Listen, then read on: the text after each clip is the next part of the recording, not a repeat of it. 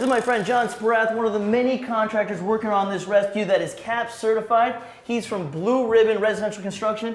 Now, I'm so excited to have you and all the CAPS certified contractors working with us on this rescue. What does it mean to be CAPS certified? Well, first of all, CAPS stands for Certified Aging in Place Specialist. People who have that designation from the Home Builders Association, we've been trained to look for opportunities so that we can make houses more adaptable as we become more feeble as we get older.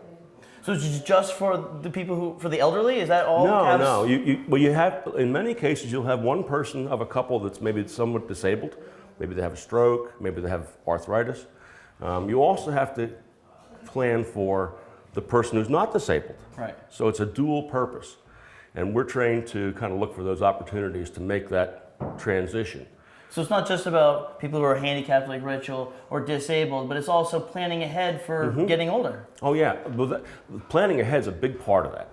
So what are some of the things that we've done in this house that would come under the CAPS umbrella? Oh, good Lord, this place is loaded with them. One of the first things is, in this case here, the homeowner has a disability, Like something like so we this? have this grab bar. So she can get on and off the commode properly. There may be one over there at a future time, but there's blocking behind the drywall to facilitate that. So you plan ahead. We plan ahead. All right. These over here are paddle switches. They're a little bit different than the regular switches.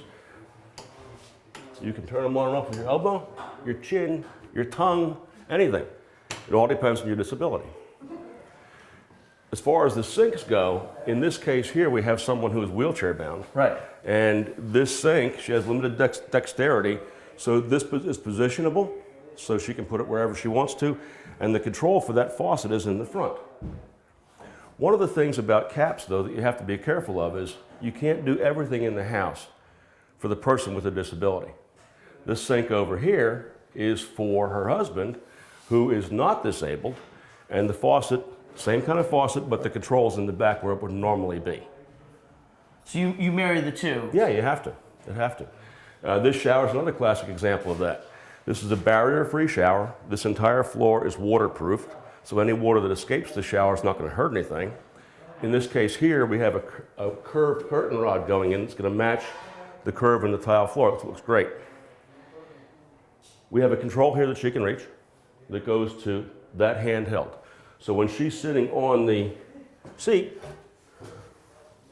which will hold 750 pounds, she can reach it, she can adjust the height. She has a grab bar here that she can use to get up and down. This is a grab bar, which is actually the part of the, the faucet. Over here is a regular shower head and a control for a normal, non-disabled person. All those things are part of the CAPS. What about when it comes to doorways? Minimum clearance for a wheelchair is 32 inches. So plan at least for 32. Now a normal doorway is only 30 inches, right? Well, sometimes a bathroom door is only 24. So you can't even get in. Right. Even with a walker, it's hard. So widening doorways is huge. So in this house, we made every doorway 3 feet. Yeah, she can go all over this house in a wheelchair. The other thing is that if as you grow older, you may have arthritis. You lose the dexterity of your hands. Right. So instead of having knobs on the faucets or on the doors, put paddles so that you can open it with your elbow, your hand. Even if you can't grasp anything, you can open it. All those things are part of that whole universal design, which has been around for many, many years. You'll see it in commercial establishments and bathrooms and that sort of a thing. But we put a different flair to it in a residential application. You can't find a nicer bathroom than this. No, this is gorgeous. You would never think this as an institutional bathroom. This is a gorgeous bathroom anyone would want in their house. Yeah, yeah. And part of what's built into this whole thing are simple things like, I don't even know if you saw this. I didn't even know that. Dishwasher safe. Wow. For cleanliness and sanitary. Not a problem. No. But this whole thing comes apart, you stick in the dishwasher and it's clean. So that's why it was so important that we had CAPS certified contractors working on this project, not just any old contractor. Yeah, and in this case here, because she has a significant disability, we also had an OT that we consulted with, an occupational therapist, who understands her disability more than, she's got much more training than a CAPS person does. So in many cases, you bring in an expert because we don't know the ins and outs of their illness.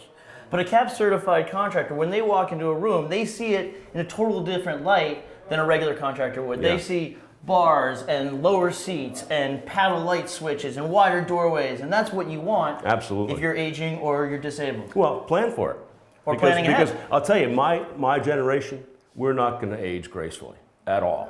We're going to fight it, and we're going to fight it, and we're going to fight it till the very end. So my customers, they're going out of their houses toes up.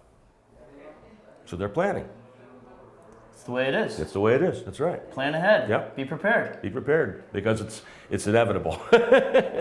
John, thank you so much. You're so welcome. glad to have Great, you and all great the working with you. Well, it's been a wonderful project, and I'm so glad to have you and all the CAP certified contractors working on this rescue with me, Thank you. Rachel and Chris. Yeah, wonderful. It's been wonderful.